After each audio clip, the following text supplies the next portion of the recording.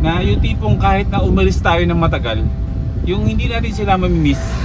Kasi kasama natin sila bilang pansarili ba. Gusto ko magawa natin in time na kasama na natin yung family natin.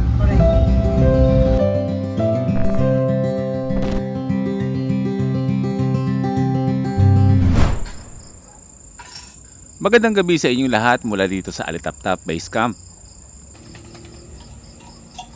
Kakain na! Yon! What's for dinner? Sinigang na bangus. Masarap yan. Yon! Ang init pa niya eh. Magandang gabi! Simulan natin yung vlog natin dito sa Alitaptap Base Camp. Maghahapunan pa lang tayo ngayon. Yung panahon. Anong oras na? Sa 7 na. Magsa 7 ng gabi. Sobrang dilim ng kalangitan ngayon. Sigurado uulan ng malakas mamaya. Oo. Kaya maghapunan na tayo. Umakyat na tayo sa taas. At manood na tayo ng movie habang nag-aantay tayo ng malakas na pagbuhos ng ulan. Sarap patulog ito mamaya. Yes. Pag bumuhos yung ulan. Naabang ako nga eh. Lakas ng hangin eh. Favorite part of the day, gabi. Lagi mo sinasabi, saka gumabi na. Ewan ko, bakit ganoon ako ngayon? Mas gusto ko gabi kaysa araw, sa totoo lang. Si Tuwat, hindi makapagantay eh. Ito ka! Mga pagkain ng mga dog namin dito.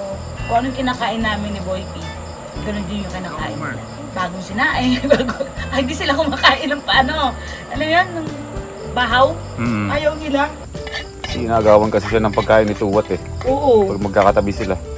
So dati, meron kaming 1, 2, 3, 4, 5, 5 aso dito. Ngayon, sa 3 na lang. Kasi wala na yung 2. So kung meron mga taga-Solano dito na may mga tuta kayo dyan na gusto nyong ipaampon, kaya namin ng, ilan pang pwede nating ampunin? Isa pa. Diba may mga taga-Biskaya na meron kayong tuta na kunwari gusto nyo nang ipa-ampon, ganyan. Pwede sabi ni Sir. Tingin kami. Ay, tulog na dito. Mimi, let's go. What? Come here. Diba? Social ng tulugan ng mga dogs Kimi. namin. Mimi pa. Dito na. Yan, dito, dali. Yan na, akit. Iga na, dali. Iga na. Iga na. Iga na siya. Iga na. O sige isa. Mimi! Iga na dito. Iga na dito. Sa kalsada ng buhay, ako'y naglalakbay. Van ko ang tahanan, sa mundo'y malaya. Sama-sama tayo sa biyahe ng buhay. Sa bawat likod, bagong kwento ang taglay. Boy D, tara na't sumama. Hal, gawin mo kaya ng music video yan? Yung buong kanta. Oo. Ba pwede yun, no? Oo. O ano kaya, no? Ilan naman nagbigay sa akin ng kanta? Parang meron na yata akong 4. Ah. Parang feeling ko pag mayroon pang 3 na may magregalo sa atin ng Boy P na official soundtrack, makakabuo na tayo ng Boy First Time album. Oo. No, tapos yung mga kanta na yon, yun na yung i-distribute natin sa mga first timers. Oo. Tapos kahit sino pwedeng gumamit nun, tapos bigyan na lang ng credits yung mga gumawa. Sila Camping Buddies, si Art Remoto, no? Kahit mga 3 kanta pa, gagawa din ako ng sarili kong kanta. Oo. Tapos ilabas natin as album, no? Yeah, I'm boy first time out under the stars, camping under the moonlight. We'll rock through the night. Alas 8 ng umaga, nasa bayan tayo ngayon ng Solano, mamamalengke. Hindi pa natin alam kung saan ang padugtong ng vlog natin ngayon. Hindi pa natin alam kung saan tayo babiyahin mamaya para mag-overnight camping. Pero tignan natin. Alam niyo naman, yung mga binablog natin dito, hindi naman to scripted. Kung ano lang talaga ang nangyayari sa buhay ng inyong boy first time kasama si Prisha, yun lang ang binablog natin. So more on kwento ng buhay talaga ang ginagawa natin dito. personal na buhay, kaganapan sa buhay, kung ano talaga yung nangyayari, yun yung bina-vlog natin. Kaya yun ang kagandahan. Kasi maliban sa na-entertain tayo, nare-relax tayo para sa ginagawa natin mga pagka-camping, meron tayong mga natututunan sa buhay na totoong nangyayari na kinakapulutan natin ng araw. Di ba? Tama? Tama. Saan si Tito? Tito! Gusto mong kakanin? Yan! Ano nga bang tawag sa kakanin na to? Sinukmani. Ayun, sinukmani. Sinukmani? Oo. May ibang tawag dito eh. Ito Tito, ano ba tawag dito sa ano na to? Ito. Biko. Biko! O sa'yo na yan lahat Tito. Sa'yo lahat para may merienda ka. Nilagay mo na sa ref? Ayun. Every 3 days kasi kami mga first timers na mamalengke. Mga binibili namin mga pagkain, mga ulam, ganyan na lulutuin. Binibili na namin. Tapos nilalagay namin sa ref. Sarap ni tita. Sa ref ni Tita. May ref kami, pero nakikiref kami. Grabe yung heat index natin ngayon kung saang mga lugar sa Pilipinas. Dito sa amin, nag-38 kapag araw eh. Kaya kayo mga first timers ha, kung wala naman kayong gagawin sa labas, wag na kayong lumabas. Para maiwasan ng maging prone tayo sa heat stroke. Kaya kami, kahit gusto naman namin na umaalis kami palagi, depende namin sa panahon. Kita nyo, sabi ko nga, mas favorite ko ang gabi. Kasi hindi kasi siya mainit. Hirdo lang talaga dito sa Vizcaya eh. Araw mainit, sa gabi malamig. Kaya gusto ko sa gabi. Kaya ako nasasabing gusto ko lagi gabi. Kasi nga, hindi nga siya mainit. Si Watod, dito ko lagi siya pinapark instead of dun sana. Kaso nga lang kasi, iniingatan ko itong roof tent natin. At baka kasi matutong ba kapag babad sa initan. Kahit papaano dito, meron siyang lilim ba dito sa ilalim ng puno ng mangga. Hindi masisira yung cover ng ating roof tent. Tara, nagluto muna tayo. Ano nga halaman ito, mahal? Anong gulay ito? Gabi. Etong si Mimi. Oh. Gabi ng lagim.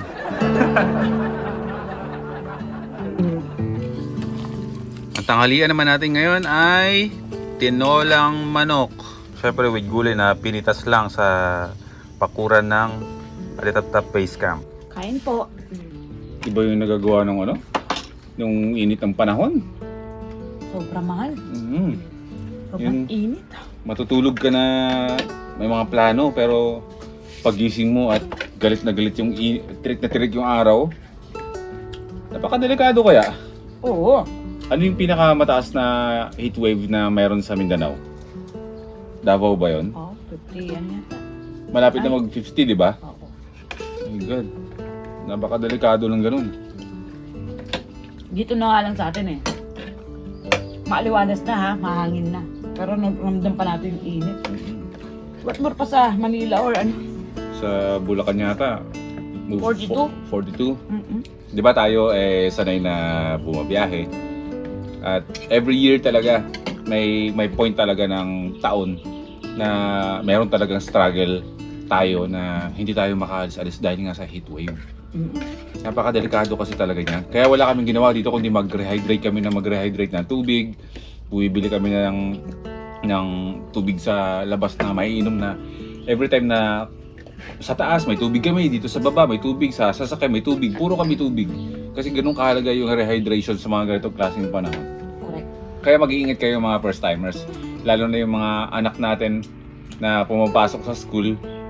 Ay hindi naman, aware naman ang mga gobyerno ngayon, di ba? Yes, oo. Kapag mataas ang heat wave, talagang kinakancel yung pasok. Ngayon, yung mga magulang natin, yung mga tatay natin, yung mga nanay natin na mahilig maglalabas-labas, ay pigilan muna natin sila.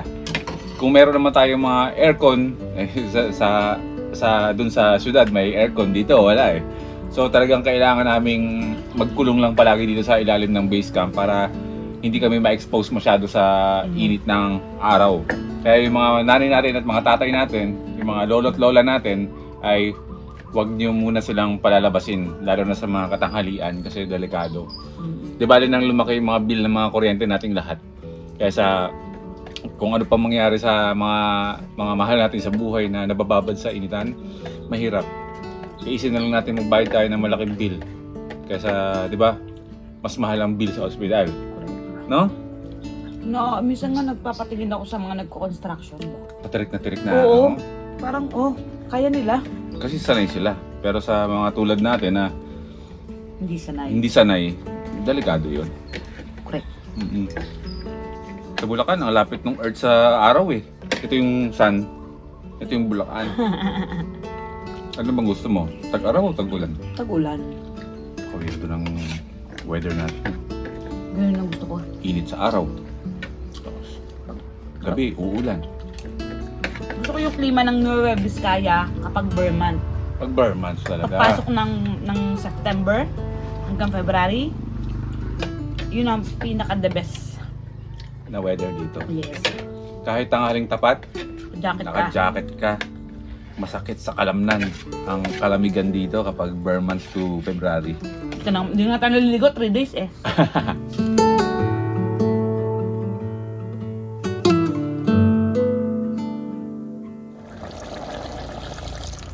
Pangal. Pangalawang init. Hindi, kanina lang ito niluto Oh, yan ay panghapunan natin. Ganito kami magluto. Pag nagluto ako, yung tanghalian namin, hanggang hapunan na yun. Nagdagan lang namin ng sayote kasi masarap ang si Boy P sa sayote. Naubos na kanina. Alas 4 ng hapon, pagkatapos ng napakainit na panahon, ayun na naman, nagsisimula na namang dumilim ang kalangitan. At dahil wala naman kami masyadong magawa at ayaw nga namin umalis, naglaba na lang muna kami ng mga damit namin. Imbis na kami ang magpalaba, kami na ang naglaba. Kapag kayo ay pumunta ng Nueva Vizcaya at dumaan kayo sa Bayumbong Solano Bypass Road at nakita nyo itong mga kainan na ganito, si Asyong Eatery and Bulaluhan, may barbecuehan dito.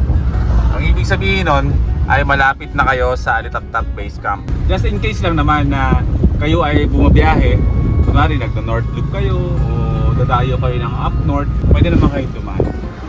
Pwede kayo dumaan anytime. Mga first timers na pwede. Tignan mo, parang umuulan na naman yung bundok, no? Oo, umuulan nga. Umuulan yan. Kakaiba, no? Oo. Parang may bababa. Na alien ba? At habang kami papunta ng bayan, si Prisha ay merong medyo malalim na tanong sa akin. Mahal, may tanong ako. Ano yung pinaka-dream mo sa pagbaban life? Malalim na katanungan yun, ha? Oh, naisip ko lang. Very random, ha? Oh, ano nga? Since na ginagawa naman na natin kasi yung pag-alis-alis, pareho tayong dalawa na merong nabimiss kapag tayo ay umaalis, di ba? Na-miss mo yung pamilya mo, na-miss ko yung pamilya ko, mga mahal natin sa buhay. Kasi hindi kasi yung iba kasi na misinterpret, hindi naiintindihan kung bakit hindi natin kasama yung pamilya natin. Kasi nagkataon lang din na may bahay tayo dito sa Nueva Vizcaya at ang pagtira natin dito at ang kasama sa paghahanap buhay natin ang malayo Sa pamilya. Hindi man madali yun sa amin, mahirap para sa amin yun sa totoo lang. Pero bilang kami yung mga adult talaga, kumbaga kami yung mga provider ng mga pamilya namin, kailangan naming tiisin. Ito yung sacrifices namin na kailangan naming tiisin na malayo kami sa pamilya namin para makapagtrabaho at maibigay namin yung mga pangangailangan ng pamilya namin at mga kailangan ng mga sarili namin. Ngayon, yung sa tanong mo na kung ano yung pinaka-ultimate dream ko pagdating sa van life is gusto ko in time magkaroon tayo ng malaking sasakyan na kaya nating magsama ng ilang membro ng pamilya natin. Ganun siya. Na yung tipong kahit na umalis tayo ng matagal, yung hindi natin sila mamimiss kasi kasama natin sila. Yung tipong, kunwari si Hana, in time. Kasi ngayon si Hana hindi nyo nakikita kasi nasa Bulacan at napaka-busy na bata sa school. yung kahit na bumabiyahe, sobrang aluwan, sobrang luwag nung van, o kung siguro mini bus ba niya, kung ano man, na bahay talaga siya, na nakakapag-aral siya along the way. Ganyan lang naman yung mga naiisip ko. Pero kung ano man yung kakainatnan ng future pagdating natin sa buhay natin sa pag-van life, gusto ko, pamilya natin, nakakasama natin. Kahit hindi man palagi, pero at least merong mga weeks na kasama mo. Sila. Mga kapatid mo. Si mama, di ba? Sa side ko, si nanay, si Hana, mga kapatid ko, nakakasama natin na pwede ba isang linggo sama kayo sa amin? Oo. Ganyan, no? Tapos biyahe tayo. Ganun. Hindi ko na siya iniisip na bilang pansarili ba. Gusto ko magawa natin in time na kasama na natin yung family natin. Correct.